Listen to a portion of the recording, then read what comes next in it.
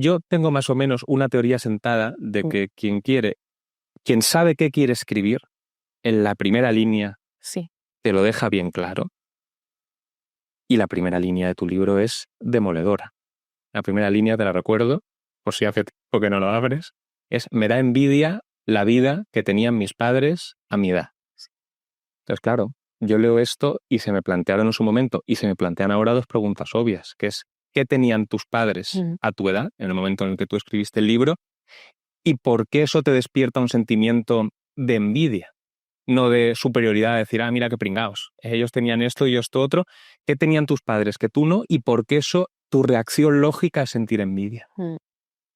Bueno, lo primero es poner en situar, porque es una frase que ha traído mucha cola, quién son mis padres o qué generación pertenecen, porque me ocurrió que en unas charlas con Arcadia Espada me dijo, a mí no me da ninguna envidia la vida de mis padres. Digo, no te jodes, Arcadia, podría ser mi abuelo, o sea, tus padres no son los mismos que mis padres, tú Claro. casi que podías ser el padre de mis padres.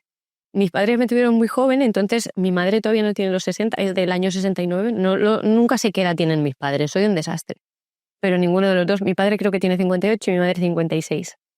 De hecho, mi madre aún trabaja, mi padre está prejubilado. Son de la generación del baby boom. Yo creo que fueron una generación que vio cómo el progreso se materializaba, que nacieron en la España de Franco, pero hasta el dictador murió cuando ellos eran muy niños, 7, 8 años. Vivieron la transición, vivieron una mejora de las condiciones materiales, vivieron una serie de libertades con las que sus padres no habían crecido y claro, ellos creen en el progreso como la realidad que ellos mismos vivieron. Ahora, ¿qué ocurrió?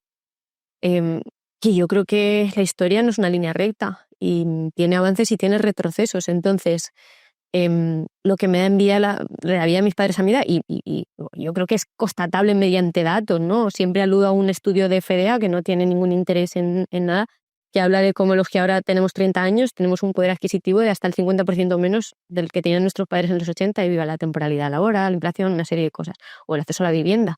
Mis padres a mi edad lo que tenían era, yo creo que, bueno, vamos primero a lo material, lo que tenían era una hija de 8 años, una hija de 9, 8, no recuerdo cuántos años tendría yo cuando mis padres tenían 28, mi madre me tuvo con 22.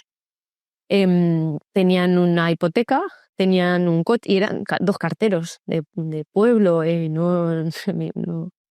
Y claro, que mi generación, cuando hemos tenido una capacidad de formarnos mayor de la que tuvieron nuestros padres y gracias a ellos, no tenga la oportunidad de tener una vivienda como la que tienen mis padres o una casa como la que tienen mis padres. Ahora bien, lo que también echo de menos es tener las cosas lo suficientemente claras como para decidir tener hijos a los 22 años, como para decidir casarme, como para decidir querer tener una casa o un coche. Mi madre, yo participé mucho en el 15M porque, bueno, me hizo mucho, y todavía creo en muchos de los mensajes y creo que quedaron, o sea, que al final Podemos fue quien se supone que recogió toda aquella herencia y lo transmutó en partido, pero oye, yo creo que se dejaron por el camino muchos y no todo. Y recuerdo que cuando volví a casa, mi madre siempre me decía, joder, tenéis mucha razón en lo que decís y en señalar lo material, en señalar a la troika, en hablar de auditar la deuda, que bueno, todas estas cosas que se decían en el 15M ahora sonarán es muy curioso porque suena en extrema derecha. Hablar de antiglobalización ahora suena a extrema derecha. Un discurso que antes era de izquierda se ha transmutado en peligroso iliberalismo, ¿no? El caso es que mi madre me decía, hacéis muy bien en señalar todo lo material, que sois la primera generación que vivirá peor que nosotros, porque no tenéis casa, futuro, pensión, etcétera. Y dice, pero la crisis también es de valores. Y yo decía, no, eso es lo que quieren que pienses, porque quieren que lo llevemos todo a lo moral, a la capacidad de decisión individual.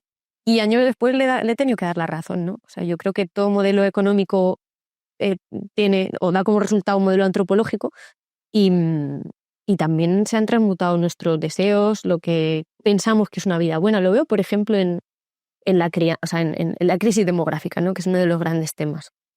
Que también hay progresistas que dicen que hablar de invierno demográfico es una teoría de la conspiración. Sí. Cuando yo lo veo en mis comidas familiares, ¿no? Es algo constatable en casi cualquier familia española. Hay un meme muy gracioso. Y amigos y todo. Claro, este meme de si tienes muchos hijos o eres inmigrante del Opus. O sea, es que El caso es que, por ejemplo, en la crisis demográfica se ve, ¿no? Obviamente tienen que ver los factores materiales, los factores económicos, vivienda, inestabilidad laboral, pero también es una cuestión que los trasciende. También tiene que ver con no ver en el horizonte nada más que negritud, con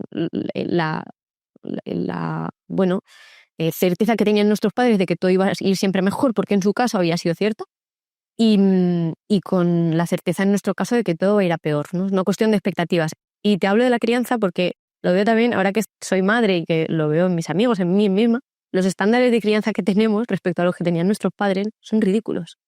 O sea, son ridículos. Me decía mi chico que quiere tener muchos hijos, pero que tenemos que tener, dice, si tenemos 6, tenemos que tener una casa de 7 habitaciones. Yo le decía, él es hijo único.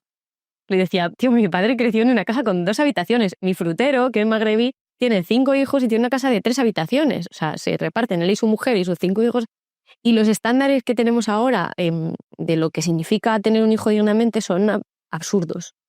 Tiene una frase Pasolini, con el que estoy obsesionada desde hace un año y pico, que dice que los bienes de consumo superfluos generan vidas superfluas. Y yo creo que en nuestro caso en parte ha sido así, ¿no? Y se ven muchas cuestiones, ¿no? Y la demográfica, la familiar es una de ellas. Pero bueno, no sé si te he respondido No, a la perfectamente. Y expláyate, que me encanta escucharte. En relación con este cambio de valores que yo también detecto, y me parece que es cierto, hay una cosa que dices en el libro y que ya has deslizado en varios momentos en esta entrevista. De algún modo, y es una tendencia que yo también noto en las nuevas generaciones, existe un cierto vértigo a todo lo que implica un compromiso, un atarte, un arraigarte, y en contraposición hay una cierta obsesión, y creo que esta palabra está bien utilizada, con experimentar, con vivir. No sé si estás de acuerdo y a qué crees que se puede deber esto. Sí, la experiencia como fin en sí mismo, ¿no? Bueno, a que hay estamos bombardeados por propaganda. Al final, es lo que te digo, ¿no? Parece que es muy sencillo detectar el modelo humano que da como resultado de sistemas que no son el nuestro. Pienso, por ejemplo, en Corea del Norte. Todos pensamos en Corea del Norte y decimos, coño, el tipo humano que da como resultado, pues da miedo, ¿no? Mete miedo hasta el diablo. Un señor que está viendo en la tele todo el rato el cumpleaños del querido líder, que sale a la calle con miedo, que etcétera. O en tiempos pasados, en tiempos pretéritos, en la España incluso de antes de ayer, la de nuestros padres, o en la URSS, qué tipo humano. También siempre me gusta poner este ejemplo porque parece que lo vemos como muy claro. Sin embargo, no nos vemos a nosotros mismos como resultados de estar inscritos en un modelo económico-social y bombardeados constantemente por propaganda mediante productos culturales, propaganda que nosotros mismos producimos, porque al final somos los que estamos metidos en esta bola. Yo lo veo mucho, ¿no? O sea, al final una generación que basa su identidad en lo que produce, en lo que consume. Solo hay que ver las biografías de Instagram. A lo sumo alguien pone mamá de no sé qué, y son unos perros, tío. O sea, cuando veo mamá de Jules y de Fede, y dices, coño, que son un perro y un gato, tío. Pero yo creo que se debe al modelo económico-social en el que estamos inscritos. Como te decía, ando muy obsesionado con Pasolini. Hace un año me encargaron una charla suya y yo la había leído muy por encima. ¿La has visto? Pues no, esa es la segunda, porque la he hecho 2 veces. Bueno. Porque como una no era grabada, dije, coño, ahora la voy a hacer para que se grabe y esté. Una de ellas la he visto. Claro, pues ahí lo cuento. Bueno. Me encargaron una charla suya, me leí toda su obra y parte de su cinematografía, que había visto muy por encima, y con un pensamiento muy infantil izquierdista que creo que existe, que reduce a los autores a su identidad. Pasolini me tenía que gustar porque era comunista y maricón. Igual que Lorca tiene que gustarnos porque es homosexual, lo mataron, etc. Y es muy triste a lo que se reduce muchas veces a los autores de manera identitaria. El caso es que lo había leído muy por encima y cuando lo leí en profundidad, gracias a un profesor de filosofía, Ignacio Castro Rey, aluciné. Y hay un vídeo suyo que pongo en esa charla que habla de una ciudad que se llama Sabaudia, ahora se llama Latina, es una ciudad de arquitectura fascista, y Pasolini habla de cómo el fascismo fueron nada más que un grupo de criminales en el poder. En ese caso habla pues de la arquitectura, de cómo aparentemente la ciudad está tomada por el fascismo y las personas, actuaban de acuerdo a una serie de criminales en el poder, como él lo llama, y sus vidas estaban regidas por ellos. Ahora bien, lo que dice Pasolini es lo que no consiguió el fascismo, que fue homologar las almas de la gente, sus deseos, la manera en la que se relacionaban, porque todavía tenían esa resistencia personal de ser ellos mismos, sí que ha conseguido homologarlo la sociedad hedonista de consumo. Me alucina de Pasolini, que es una especie de profeta, porque lo ve muy claro cuando aún está naciente. Él hace textos que ahora cobran muchísimo más sentido porque se ha cumplido todo lo que él fue anunciando, pero él lo vio clarísimo cuando estaba todavía muy naciente.